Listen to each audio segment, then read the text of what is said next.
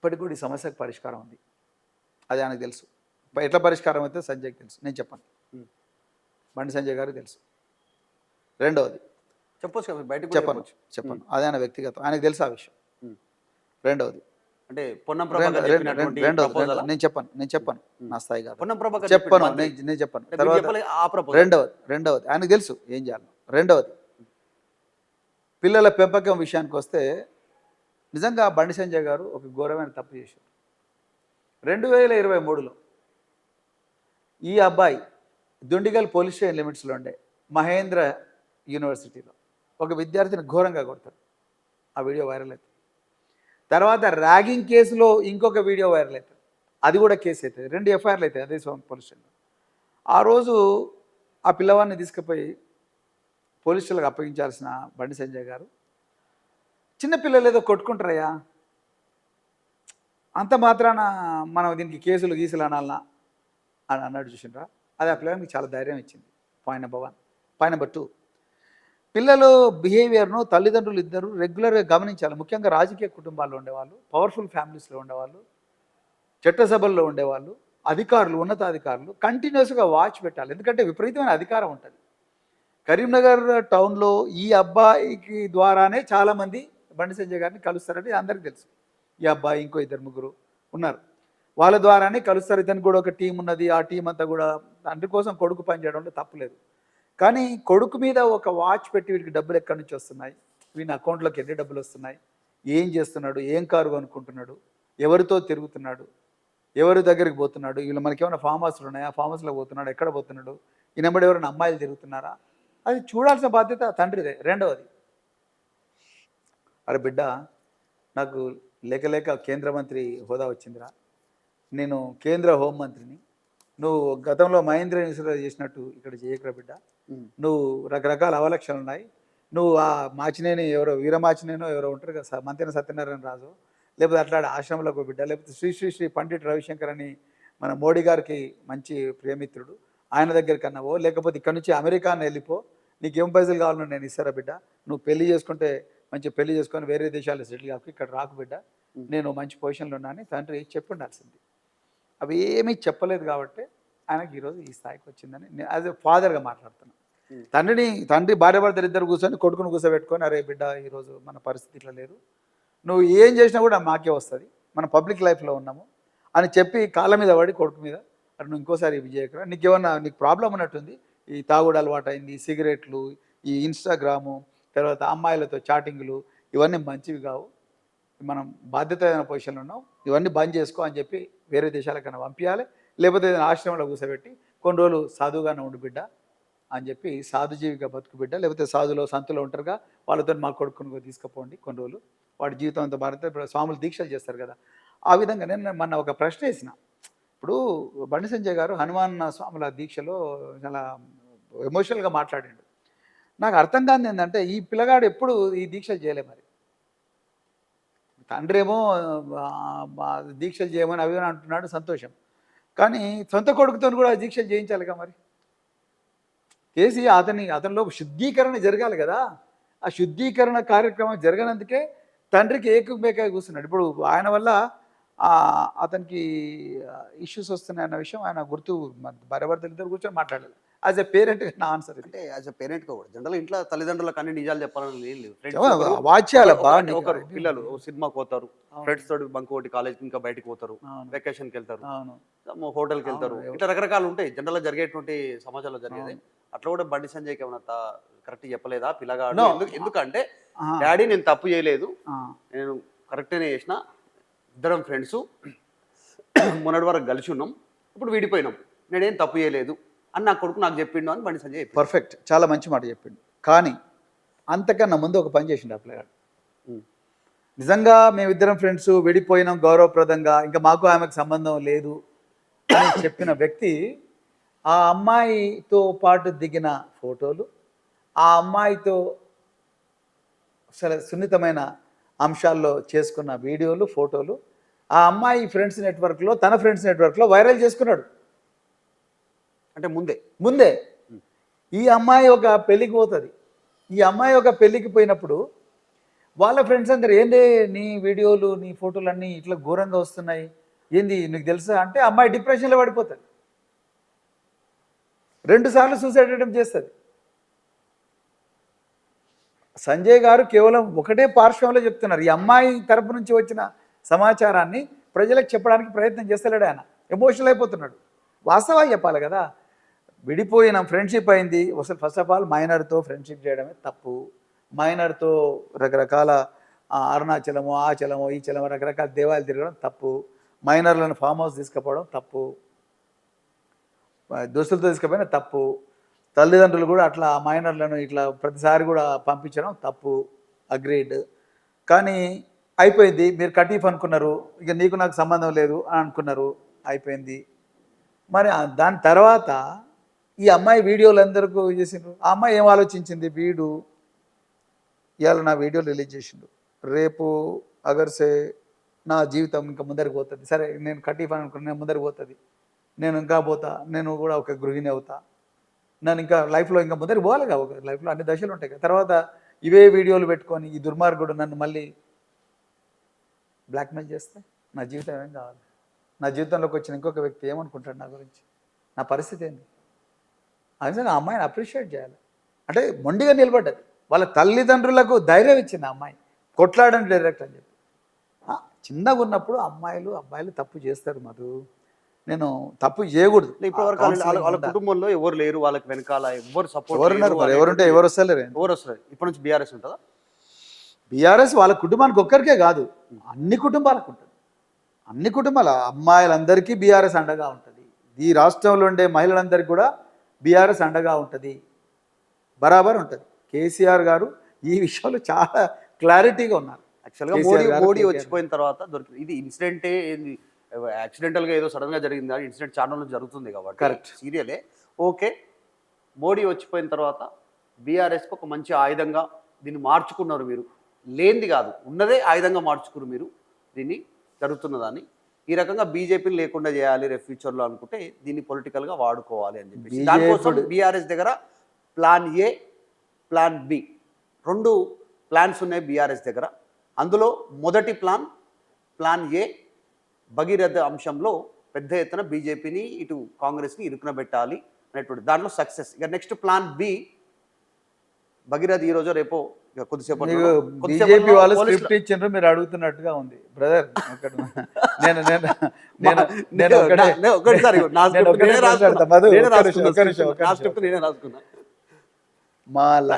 Plan B వచ్చేసి next Bhagirath లొంగిపోయినా, పోలీసులు పట్టుకున్నా, పోలీసుల దగ్గరకు వచ్చినా, రిమైండ్ అయినా ప్లాన్ బి అమలు చేస్తుంది బీఆర్ఎస్. ఆ ప్లాన్ బిఏ బండి సంజయ్ రాజీనామా చేయాలి.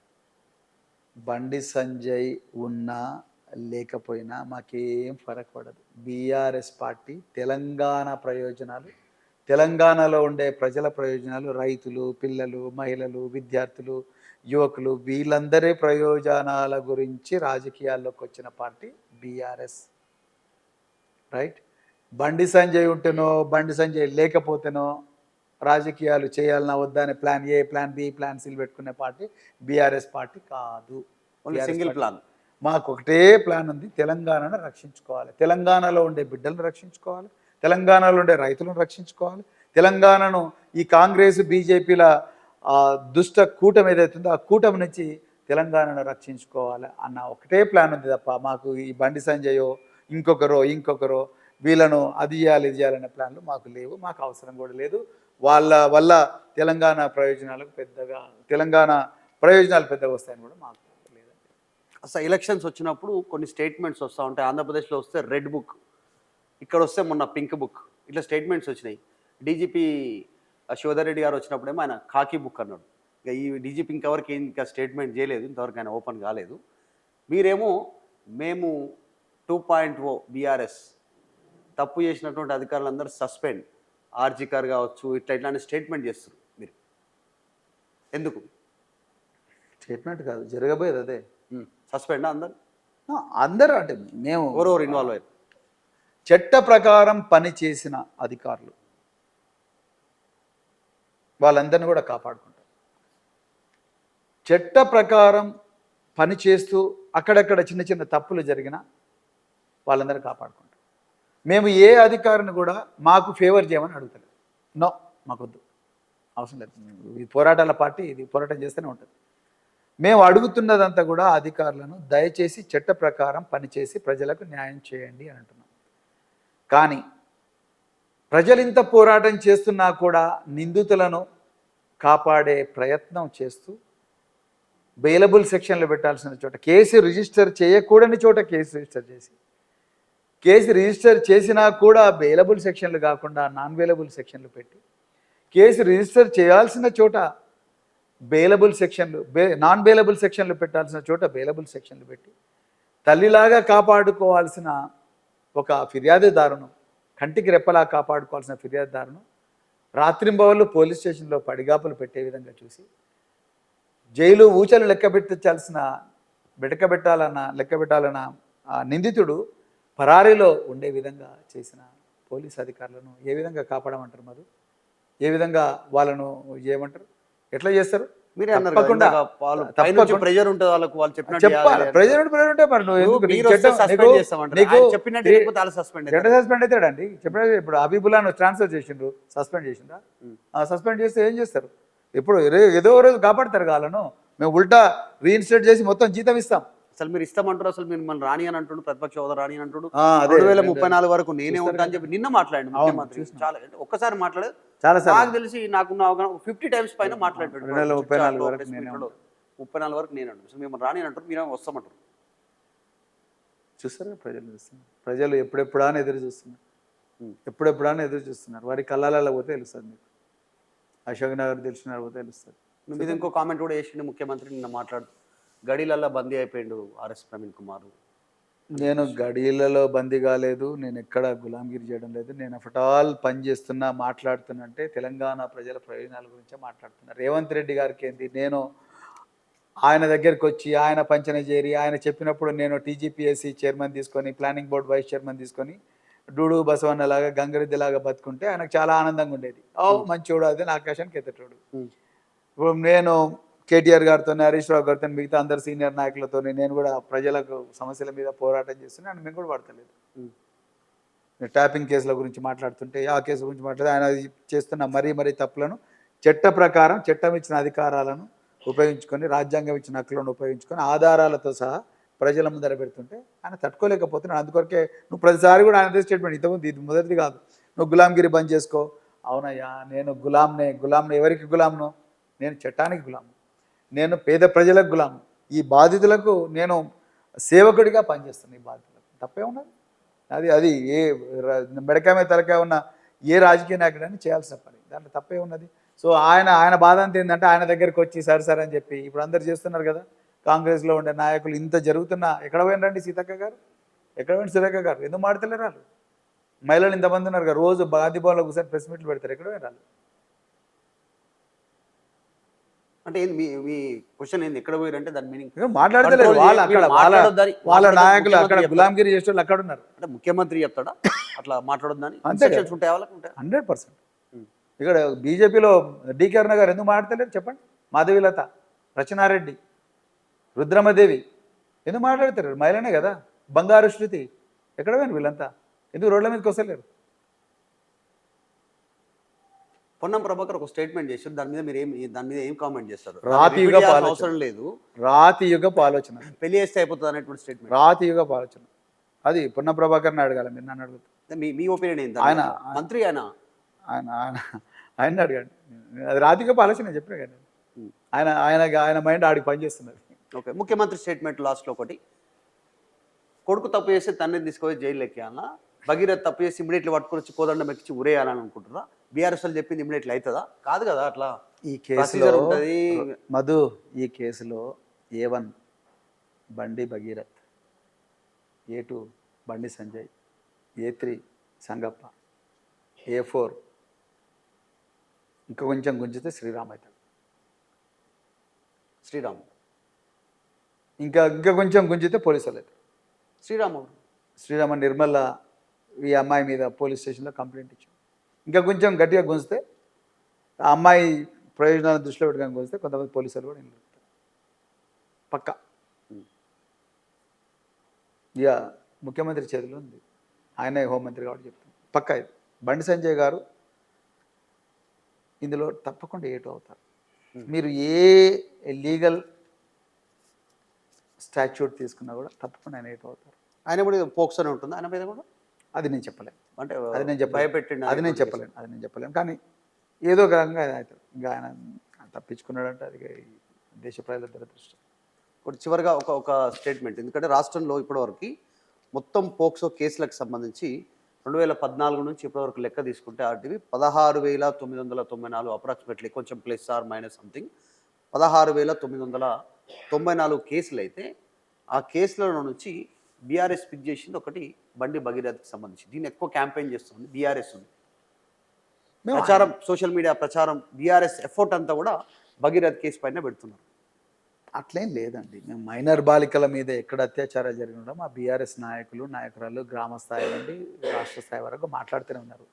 ఈ బండి భగీరథ్ అనేది this one of the cases. కాకపోతే బండి భగీరథ్ కేసుకు ఎందుకంత ఎక్స్పోజర్ వచ్చిందంటే ఇతను ఒక బాధ్యతాయుతమైన పదవిలో ఉన్న కేంద్ర మంత్రి కొడుకు కాబట్టి ఆ ఎక్స్పోజర్ వచ్చింది. అంతకుముందు ఆయన మీద ఈ రౌడీయిజం కేసులు అవన్నీ ఉన్నాయి కాబట్టి అంత ఎక్స్పోజర్ వచ్చింది. సో ఇంత గతంలో కూడా కాంట్రవర్షియల్ పర్సన్ కాబట్టి అంత ఎక్స్పోజర్. అంతే తప్ప మేము అన్ని కేసులు కూడా ఆ విధంగానే మాట్లాడతాం. మేము మైనర్ బాలిక కులమో మతమో అట్లాంటివి చూడకుండా ప్రతిదీ వస్తాం. అసలు ఇన్ఫ్యాక్ట్ ఇంకా సోషల్ మీడియాలో సర్క్యులేట్ అవుతున్న ఈ గౌరవ బండి సంజయ్ గారే చాలాసార్లు ఈ అమ్మాయిలకు న్యాయం చేయాలి, పోక్సో ఇట్లయితుంది, పోక్సో చట్టం పెట్టాలన్న మంత్రి వాళ్ళ సొంత ఇంట్లోనే వాళ్ళ కొడుకుని కంట్రోల్ చేసుకోలేకపోయింది అనేది నేను మొదట్లో మీకు చెప్పాను.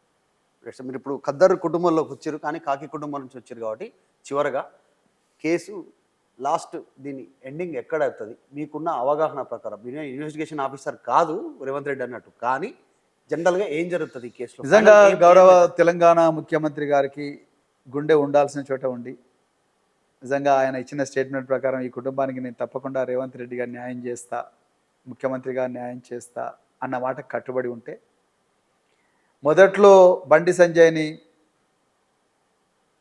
కాపాడాలని, బండి సంజయ్ కొడుకును కాపాడాలని ప్రయత్నం చేసి బీఆర్ఎస్ పార్టీ వీరోచిత పోరాటం చేసినందుకు విధి లేక సెక్షన్లు మార్చి సిట్టును ఏర్పాటు చేసిండు కదా. మరి ఆ సిట్టు ఏ ఒత్తిళ్లకు లొంగకుండా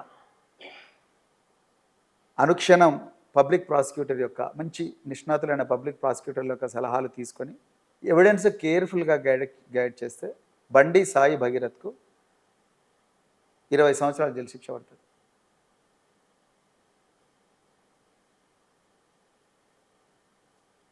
పక్కాగా ఛాన్స్ లేదు, ఇంకా బయటకు వచ్చే ఛాన్స్ లేదు చెప్తున్నా కానీ. ఇప్పుడు ఇట్లాంటి కేసెస్ కొన్ని పేర్లు తెలుసుకొని పోక్సో మీద కొంతమంది పోయిన వాళ్ళు 3 నెలలకు 4 నెలలకు బెయిల్ వచ్చిన సందర్భాలు కూడా మనం వార్తల్లో చూసాం. రాదు అంత ఈజీగా. ఒక సినిమా ఇండస్ట్రీకి సంబంధించిన వ్యక్తి, ఒక డాన్సర్ పోయి బయటకు బెయిల్ వచ్చింది 3 months ఆర్ సంథింగ్. ఈ కేసు ఫాస్ట్ ట్రాక్లో అవుతుంది, అంత ఈజీ కాదు. వచ్చిన అంటే దేశం అంతా వాచ్ చేస్తుంది కదా. ఒక సినీ ఇండస్ట్రీకి పేరు తీసుకోవాలి అవసరం లేదు. బయటకు వచ్చిండు ఆయన 3 months ఆర్ 4 months బయటకు వచ్చేసి పోక్సో కేసు ఆయన పైన ఒక డాన్సర్ని వేధించిండు, మైనర్ అమ్మాయిని రిలేషన్ మెయింటైన్ చేసిండు, అమ్మాయిని ఆమెనే కేసు పెట్టింది, బయటకు వచ్చిండు. ఇంకా ట్రయల్ కాలేదు, ట్రయల్ అయిన తర్వాత చూడొచ్చు. ట్రయల్ కావాలి. Okay right, thank you so much RS Praveen Kumar గారు. బీఆర్ఎస్ పెద్ద ఎత్తున ఫోకస్ చేస్తూ ఉంది, బాధితులకు అండగా ఉంటాము. ఈ ఒక్క అమ్మాయి కాదు, రాష్ట్రంలో ఎవరున్నా అమ్మాయిలు బాధితులు వాళ్ళ కుటుంబానికి అండగా ఉంటామనేటువంటి స్టేట్మెంట్ చేస్తూ ఉన్నారు. ముఖ్యమంత్రి అబద్ధాలు చెప్తున్నారు. డీజీపీ, సైబరాబాద్ సిపి ఇద్దరు మీడియా ముందుకు రావాలి, బయటకు వచ్చి ప్రెస్ కాన్ఫరెన్స్లో జరిగిన విషయాలని చెప్పాలి, లేదంటే ముఖ్యమంత్రి తప్పు చెప్తున్నట్టే వాళ్ళు రాకపోతే అనేటువంటి స్టేట్మెంట్ ఆర్ఎస్ ప్రవీణ్ కుమార్ చేస్తున్నారు. దీంతో పాటు 20 సంవత్సరాల జైలు శిక్ష పడుతుంది భగీరథ్కి అనేటువంటి స్టేట్మెంట్ చేశారు. బీఆర్ఎస్కి ప్లాన్ ఏ బీసీ ఏం లేదు, ఒకటే ప్రజల ప్లాన్ ఉంది, వాళ్ళతో పోవడానికి అనేటువంటి స్టేట్మెంట్ చేస్తూ ఉన్నారు. ఓవరాల్గా ఈ కేసులో పోలీసులని హై లెవెల్లో ఉన్నటువంటి పొలిటికల్ లేకుంటే ఇంకా డీజీపీ స్థాయిలో ఉన్న వాళ్ళు భయపెట్టిన కొంతమందికి ఇన్స్ట్రక్షన్స్ ఇచ్చారు. అటు కరీంనగర్ కానీ ఇటు పేట్ బషీరాబాద్ కానీ వాళ్ళకి ఇన్స్ట్రక్షన్ ఇచ్చారు. అందుకే కేసు సైలెంట్గా నడుస్తుంది. మిగతా వాళ్ళ విషయంలో కాకుండా వీళ్ళకు అవకాశం కల్పించే ప్రయత్నం చేశారు అనేటువంటిది ఆర్ఎస్ ప్రవీణ్ కుమార్ చెప్తా ఉన్నారు. ఈ కేసులో కరెక్ట్గా చట్ట ప్రకారం పోతే 20 ఏళ్ళ జైలు శిక్ష బండి భగీరథ్కు పడేటువంటి సిచ్యువేషన్ కనిపిస్తూ ఉంది.